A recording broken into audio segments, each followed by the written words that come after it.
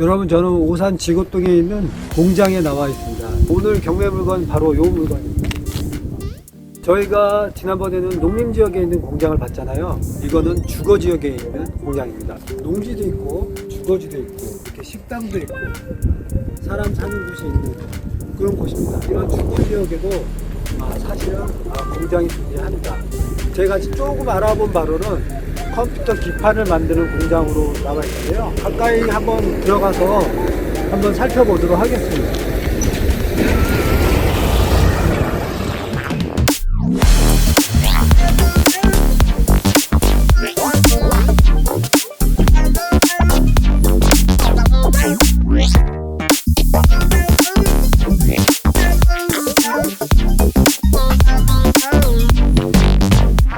오늘은 공장은 특별하게도 공장 바로 옆에 주택이 있고 또 식당이 있고 또 여기도 추어탕집이 있고 또 여기는 아직도 밭이 있습니다.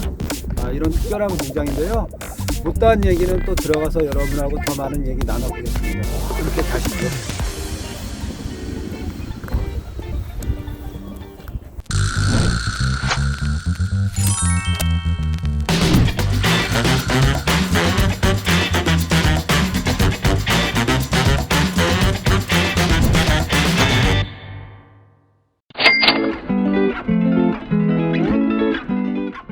안녕하세요. 안중현의 키포인트 안중현 부장입니다. 제가 현장을 갔다 왔는데 현장만 봐서 도대체 이 오산이라는 데가 어디 있는지 잘 모를 것 같아서 먼저 거시적으로 오산에 대한 지도를 한번 보겠습니다. 여기 지도를 보시면 여기가 오산입니다. 이쪽에는 동탄이 이렇게 둘러싸여 있고 위쪽으로는 수원, 또 오른쪽으로는 용인, 그 다음에 오른쪽 하단에는 안성이 있죠. 그 다음에 또 이 아래는 평택이 있습니다. 이 경기 남부 지역은 우리가 공장의 성지라고 한 화성과 안성, 평택, 용인 엄청나게 발전되고 있는 곳이죠. 우리가 이제 눈여겨봐야 될 것은 요거 한번 보시죠. K벨트, 이거는 반도체 공장 어디에서 생기느냐, 이미 생긴 데가 있고 앞으로 신설될 곳이 있습니다. K벨트를 보시면 판교에서부터 남쪽으로는 아산까지, 그 다음에 K 오른쪽으로는 청주, 그 다음에 최근에 이제 용인, 그 다음에 이천, 이쪽이 이제 K의 오른쪽으로 펼쳐진 곳이죠. 이게 우리나라 대한민국을 먹여 살리는 반도체 공장이 세워질 곳입니다. 그런데 이런 곳에 오산은 나타나 있지 않습니다. 자, 왜 오산이 나타나 있지 않냐? 사실은 오산은 잘 보시면 화성시와 함께 나란히 있다고 보시면 됩니다. 화성이 이렇게 되게 넓게 있죠. 그 안에 화성과 나란히 발전하고 있는 도시라고 보면 됩니다. 자, 여기서 쭉 넓히다 보면 새마역이 있습니다. 저희가 이번에 찾아간 공장은 새마역에서 오른쪽으로 조금 가면 나타나는 바로 여기에 있는 공장입니다. 자, 여러분 보이시죠? 사실 여기를 보면 아직도 농지로 원형지가 많이 있고 주변에 공장이 사이사이 이제 보이는 것을 볼 수 있는데요. 경매로 나온 공장은 요 위치에 있는 요 공장입니다. 한번 지도로 한번 보실까요? 자, 바로 요 공장입니다. 빨간색으로 표시되어 있는 3개 필지가 나온 것입니다. 여기 잘 보면 도로가 이렇게 왕복 2차선에 도로가 접하는 것 같지만 사실은 이 도로에서 공장이 접하는 게 아니라 이 앞에 작은 건물이 가로막혀 있습니다. 그러면 이 공장을 진입하려면 일로 쭉 내려가서 이 언덕을 올라가야 됩니다. 영상에서 보시면 여기는 왕복 차선인데 여기는 편차선입니다. 그리고 언덕으로 살짝 올라가죠. 그리고 실제 접할 때는 이 도로에 접해서 진출입을 하고 있습니다. 이 공장은 어느 도로에 접해 있냐, 그리고 접한 도로가 얼마나 폭이 넓냐에 따라서 공장의 땅값이 상당히 많은 영향을 미치는데요. 이 공장은 이 넓은 도로에 접하는 게 아니라 이렇게 꺾어서 돌아가는 여기 편차선인 이 작은 도로에 접하는 공장인 거를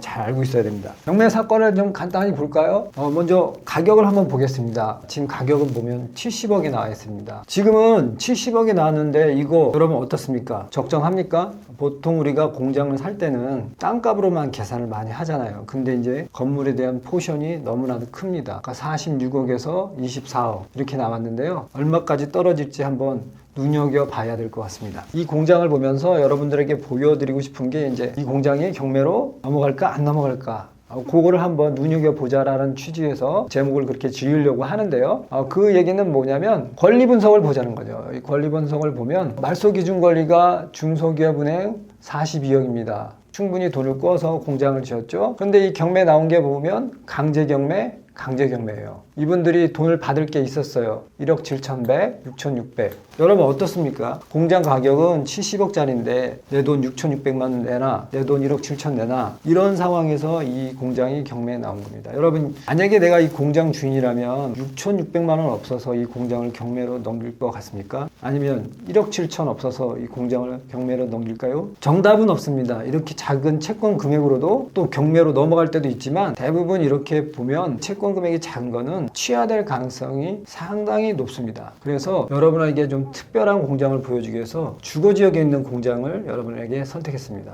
우리가 가장 표준적인 공장은 주로 계획관리지역 아니면 자연녹지에 있는 지역이지 않습니까? 근데 얘를 자세히 보면 얘는 주거지역에 있는 공장입니다. 여러분 여기 한번 지도를 보시죠. 이 공장은 주거지역에 있는 공장입니다. 우리가 좀 더 넓게 보면 이 화성은 이 갈색 있잖아요.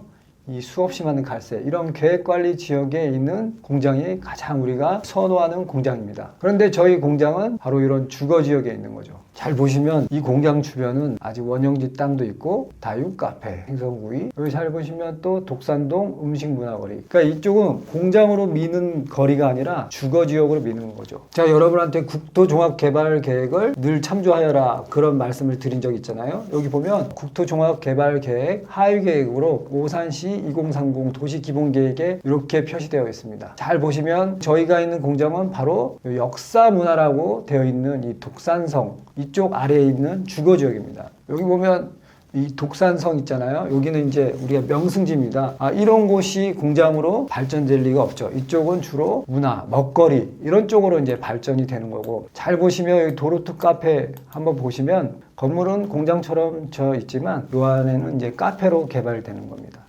이런 곳은 점진적으로 공장으로 이제 발전한다기보다는 이렇게 먹거리나 주거지역, 맛집 이런 쪽으로 발전하는 것이고, 또 여기에 관광 명소가 있잖아요. 이쪽은 공장으로 도저히 발전될 수가 없는 거죠. 자, 여기 여러분 인접해 있는 이런 계획관리에 있는 공장, 이런 데는 저희가 이제 용어적으로 뭐라고 얘기하냐면 네거티브 규제를 한다라고 합니다. 뭐냐면 다 해라, 니네 맘대로 어떤 공장이든 져라, 대신 이런 것만 하지 마, 이렇게 되는데요. 근데 이런 일반 주거지역 에는 아무것도 하지 마. 너네 여기다 공장 못 져. 대신 공장을 지으려면 주변 환경에 아무런 영향을 미치지 않는 거를 지어야 돼. 예를 들면 오폐수 방출할 수 없어. 주변에 나쁜 공기 뿌릴 수 없어. 그러니까 주변에 해를 끼치는 공장은 못 합니다. 환경에 영향을 미치지 않는 그런 공장만 들어오는 거죠. 용도가 상당히 제한적입니다. 그러니까 이러한 지역에서의 공장은 공장이 계속 발전되는 게 아니라 아까 말씀드렸던 도로푸 커피처럼 용도가 전환되고 맛집이 생기고,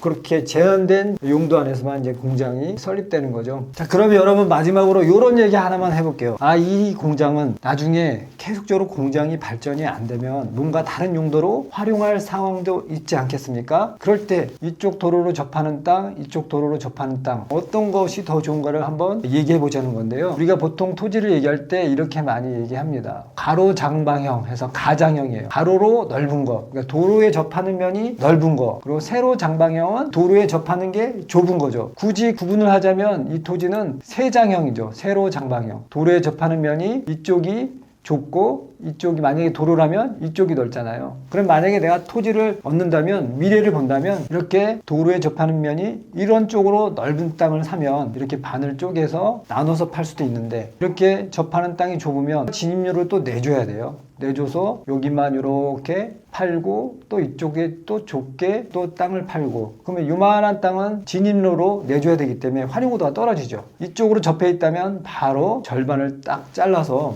땅을 팔 수 있는데, 그래서 우리가 이제 토지를 볼 때 이제 여러 가지를 고민을 해봐야 되겠지만, 이런 주거용 토지에 있는 공장은 이런 미래까지 한번 고민해 보는 것도 좋은 공부가 되겠다 생각해서 여러분께 이 토지를 선택했습니다.